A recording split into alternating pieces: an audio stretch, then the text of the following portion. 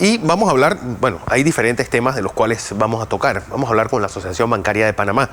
¿Y cómo será ese aumento de tipos de interés anunciado por la Reserva Federal y que va a provocar, obviamente, aumento de todos los productos bancarios que los panameños manejamos? Igualmente, ¿cómo va a ser? ¿Cuánto capital ruso había en nuestro país? Y, pues, si eso podría afectar los niveles de liquidez pues, que la banca debe mantener. Para ello tengo al presidente de la Asociación Bancaria, el presidente ejecutivo de la Asociación Bancaria de Panamá, Carlos Berguido. Como siempre, un placer tenerte. Carlos, bienvenido y buenos días. Buenos días, Fernando. Placer saludarte. Y gracias por tenerme. Más de una década de política expansiva de la economía, con tipos de intereses bajos, están llegando a su fin. ¿Qué va a implicar eso para un centro bancario como el nuestro?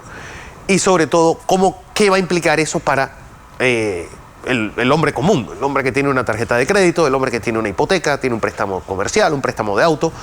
¿Se va a ver reflejado ese aumento y cómo se vería reflejado? Gracias, Fernando. Mira, si el patrón, la tendencia hacia el aumento de las tasas de interés de referencia en los Estados Unidos por parte de la Reserva Federal sigue en el sentido alcista que se ha anunciado, es previsible que efectivamente las tasas de interés, tanto pasivas como activas, es decir, tanto las que se pagan en los depósitos como las que se cobran por los intereses, aumenten y generando un aumento del costo del dinero. Sí. Que lo que busca, en efecto, en teoría, la Reserva Federal al hacerlo, es tratar de meterle un freno a una economía que está sobrecalentada, como dicen los economistas usualmente. Y ese sobrecalentamiento, que quiere decir un exceso de demanda agregada en la economía que está si se quiere, excesivamente en relación con el tamaño de la oferta, está generando niveles de inflación no vistos en los últimos 40 años. Entonces, parte de lo que está motivando ese aumento de la inflación a niveles históricos es un excedente quizás de estímulos económicos que se tomaron en su momento para ayudar a la economía de los Estados Unidos y muchas economías del mundo para arrancar durante la época de la pandemia, cuando tuvimos unas desaceleraciones y unas caídas históricas también. Entonces, como para contrarrestar ese efecto nocivo de la pandemia y los efectos de los cierres económicos, se inyectó muchísimo estímulo a la economía, y ese estímulo está teniendo un efecto, entre otras cosas, ¿no?, de sobrecalentar la demanda por encima de la oferta. Añádele a eso el efecto de la disrupción que ha habido en las cadenas de suministro a nivel global, sí, así como la guerra de Ucrania, y tienes una tormenta perfecta que está provocando fuerzas inflacionarias. Entonces, lo que quiere la Reserva básicamente es como que tratar de ponerle un enfriamiento, tratar de bajar el calor de la economía para tratar de moderar la demanda, generar menos demanda que genere menos inflación y vuelva tratar después de controlar. Eso es exactamente lo que se quiere. Entonces, sí, cuando el crédito se vuelve más caro, producto de tasas de intereses más altas, la persona lo siente en su flujo de caja mensual, y lo que hace es reducir su instinto, su inclinación por consumir o comprar más, ¿no? Y eso previsiblemente va a llegar a Panamá si la tendencia continúa. Sí. Ahora, dicho lo anterior, y yo sé que me está tratando de interrumpir para hacer otra pregunta, tenemos años, si lo recuerdas, tú mismo lo comenzaste diciendo en tu preámbulo la pregunta, tenemos años de tasas de interés históricamente bajas, que han generado múltiples predicciones de parte de toda clase de expertos que el aumento de tasas es inminente, y resulta que siempre, cuando comienza la tendencia alcista, algo pasa. En el año 2008, luego del gran estímulo de la gran crisis financiera que hubo en el 2008, luego se interpuso la crisis del euro en el 2012, ahora la pandemia. Es decir, ha habido una serie de sorpresas que han conjurado para que las reservas federales y los bancos centrales del mundo occidental, sobre todo, retrasen esa decisión de aumentar las tasas de interés. ¿Por qué? Porque la economía ha ido sufriendo choque tras choque tras choque, que ha obligado a los bancos centrales a estimularla para tratar de solventar o tratar de pasar esas crisis temporales que ha habido. No sabemos qué va a pasar esta vez, pero ciertamente la guerra de Ucrania promete todavía consecuencias inesperadas, ¿no? Entonces, yo diría que ese proceso que ya inició de aumentar las tasas por parte de la Reserva Federal puede seguir, hay que ver qué dicen los anuncios de la banca central, pero esta guerra tampoco es una cosa que añade mucha claridad o que te reitere con mucha claridad que ese patrón o esa tendencia al aumento va a seguir. Probablemente sí, probablemente no, pero todavía hay que leer las hojas del té, como dicen.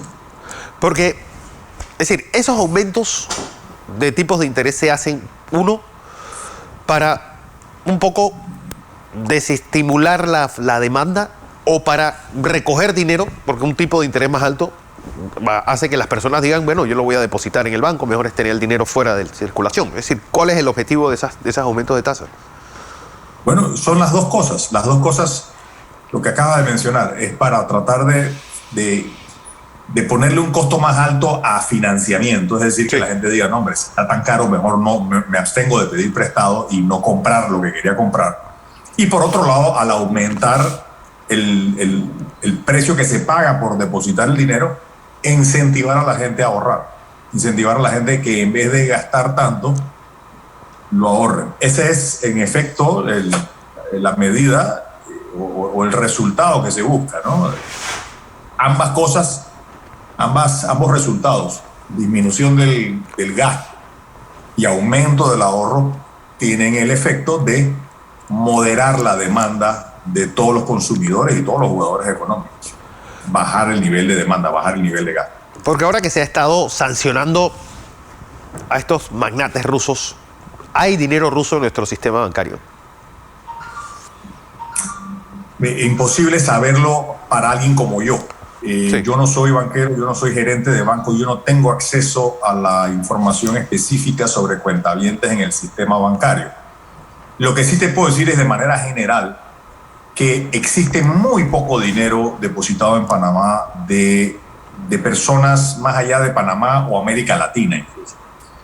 El centro bancario panameño y el centro bancario internacional de Panamá es un centro eminentemente de depositantes de América Latina y de Panamá. Existe algo relativamente pequeño, producto de la presencia en Panamá de algunos bancos de Corea, de China, de Europa, pero es muy poco en relación al tamaño de los depósitos que hay en el país. Así que sería para mí imposible decirte si hay o no hay oligarcas con dinero aquí. Seguramente habrán algunos ciudadanos rusos, seguramente que sí, claro. Eso sería rarísimo que no los haya, pero ya hablar de oligarcas difícilmente. Panamá es un centro que se ha manejado con medidas súper estringentes para evitar precisamente la presencia de dinero proveniente de personas políticamente expuestas, y yo creo que la mayoría de los oligarcas caerían en esa categoría. Claro. Y una vez más también, lo he hecho para decirlo, o sea, y no lo digo yo, lo han dicho muchas publicaciones de revistas y análisis independientes que indican que la gran mayoría, abrumadoramente, del dinero de Rusia que tú puedes de alguna manera relacionar con oligarcas o actividades similares, se encuentra depositado en bancos de la misma Europa, sí, en diferentes países de Europa.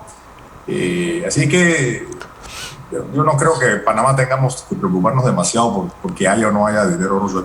Es muy probable que no haya, y si lo hay, probablemente pertenece a ciudadanos privados.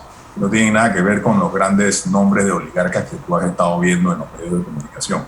Hay algo interesante porque un crecimiento alto, pero también un desempleo alto, y los productos bancarios, pues parece que tienen buena salida, sobre todo los préstamos personales y los préstamos a autos.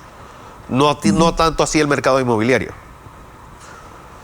No, mira, en realidad la demanda el otorgamiento de nuevos créditos ha crecido a lo largo de casi todos los rubros que tienen que ver con consumo, incluyendo el sector inmobiliario. Tenemos estadísticas muy halagüeñas que ya se reiteran mes a mes, que indican crecimiento de 2, 3, 4% en diferentes rubros a lo largo del sistema bancario.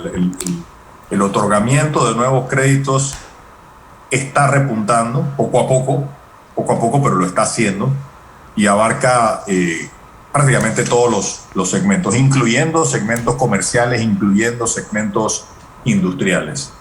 Hay algunos que no, por ejemplo, el sector de préstamos a empresas financieras sigue rezagado, pero en general la mayoría de los sectores de la economía están ya siendo receptores de nuevos créditos, mucho más que el año pasado. Todavía no alcanzamos los niveles de crecimiento o de saldo totales del año 2019, y eso nos va a tomar un tiempo, pero estamos en franco proceso de recuperación. Sobre las reestructuraciones de préstamos debido a la pandemia, gente que perdió el trabajo, gente que no ha podido hacerle frente a ese año y algo que tuvieron con estas medidas laborales bastante restrictivas. ¿Cómo va ese proceso? Excelentemente. Mire, el proceso ha ido siendo capaz de básicamente procesar cientos de miles de casos de personas que han estado en problemas, y estamos confiados que así seguirá. De hecho, estos meses de marzo, abril, son cruciales desde el punto de vista del reporte. Yo creo que de aquí de repente como para el mes de mayo deberíamos tener cifras muy importantes que reflejan lo que ha pasado durante el primer trimestre del año, que es un periodo regulatorio, desde el punto de vista regulatorio de la superintendencia, muy importante, pues era uno de los últimos periodos que ya se obliga a los bancos a reportar qué porcentaje de esa cartera va a terminar siendo absorbida de manera regular y qué porcentaje va a terminar siendo todavía objeto de algún tipo de ayuda adicional. Pero obviamente siempre teniendo... Pero la evolución ha sido muy buena. Casi yo te diría que más del 70% del saldo de los préstamos ya ha sido regularizado de manera completa. Todavía hay una preocupación en el país, yo creo que tú no eres ajeno a ella. La recuperación económica está avanzando. Sí. A buen ritmo. Sin embargo, la recuperación del empleo todavía está un poquito lastrada, se queda atrás. Eso es un punto muy importante que el gobierno debe tomar en cuenta, y la empresa privada, en hacer el esfuerzo que pueda para recuperar el empleo y para que esa recuperación del empleo vaya a la par de la recuperación de la economía, ¿no? Porque lo que no queremos es tener una economía que crezca pero con más empleo informal o mayor niveles de desempleo. Eso es importante. Yo creo que igual que todos los sectores aplaudieron este acuerdo entre Suntrack y Capac, porque pues, para todos es conocido que esa es una de las grandes locomotoras de nuestra economía, y que se haya llegado a un acuerdo pues significa mucho alivio para todos. ¿Cómo no? Esta mañana que leí los diarios y lo vi plasmado en blanco y negro, me causó gran optimismo que fuerzas tan importantes en el país pues logren entender la coyuntura y logren llegar a acuerdos para beneficio de todos. Carlos Berguido Guisado, gracias, como siempre. Gracias, Fernando. Un placer estar aquí siempre. Así es, presidente ejecutivo de la Asociación Bancaria de Panamá.